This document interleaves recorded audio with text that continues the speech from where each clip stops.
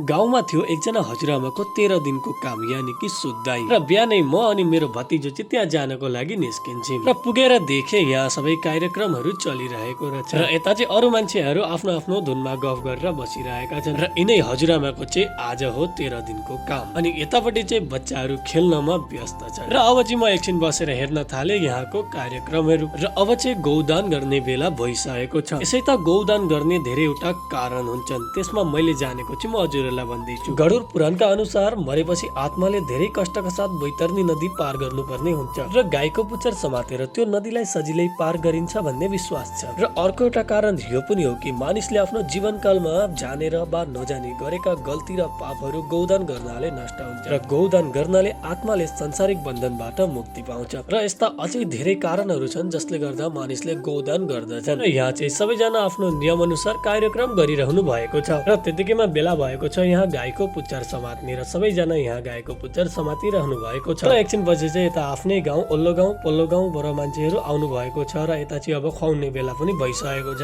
र हामी चाहिँ अहिले खानुभन्दा पहिले बार्नातिर लाग्छौँ किनकि अहिले साना बच्चाहरू खानको लागि बसेका छन् र एकछिन पछि चाहिँ यता दिदीहरूसँग म पनि खानको लागि बस्छु र यति नै भन्दै आजको ब्लग पनि समाप्त गर्छु। जय श्री राम।